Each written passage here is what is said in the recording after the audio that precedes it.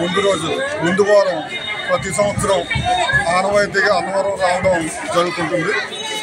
అందులో భాగంగానే అన్నవరంలో అత్తవారు ఆడపడుచుగా, అలాగే ఈ మధ్య మొత్తం అన్నవరం గ్రామమే కాకుండా పక్క చుట్టుపక్కల గ్రామాలందరూ కూడా అన్నవరం ఆడపడుచుగా అమ్మవారిని కొలడం, తర్వాత ఒక సంవత్సరం వేల సంఖ్యలో అమ్మవారికి భక్తులు మొక్కుకొని, ముఖ్యంగా ఈ అమ్మవారికి బాగా విద్యార్థులు, బాగా మహిళలు ఎక్కువగా బిందులతో పసుపు కుంకుమ నీళ్ళతో బొట్టులు, పసుపు కుంకుమ సలివిడి, వడపప్పు, అరటిపళ్ళు, పసుపు బిందు నీళ్లతో అమ్మవారి పాదాల మీద పోసి ఆహ్వానించడం ఎప్పుడో పూర్వం నుంచి ఆనవాయితీగా వస్తుంది.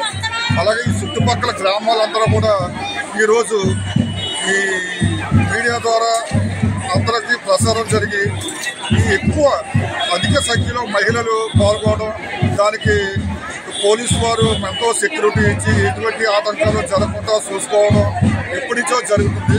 ఇది అందరూ కూడా కుల మత భేదం ఏమీ లేకుండా అన్ని కమ్యూనిటీల నుంచి కూడా మనిషికి కుటుంబానికి ఒక కమ్యూనిటీకి నలుగురు చొప్పున ఇక్కడ ఈ అమ్మవారి సంబరాన్ని ఇక్కడ ఎంతో ఆప్యాయతగా అభిమానంతో ఎటువంటి తక్కువలు గత ఏమీ జరగకుండా అన్ని పెద్ద కుటుంబాల్లో వ్యక్తులు నిలబడి ఈ అమ్మవారి సంబరం చేయడం చాలా ఆనవాయితీగా జరుగుతుంది.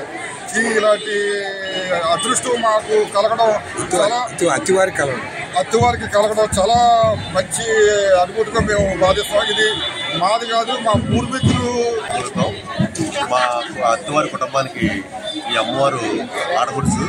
దానివల్ల అత్తివారి కుటుంబీకులు అమ్మవారిని స్వాగతించి వారికి కావాల్సిన అన్ని డబ్బులు ఏర్పాటు చేసి ఇంటికి తీసుకెళ్ళి వాళ్ళని తీసుకెళ్ళి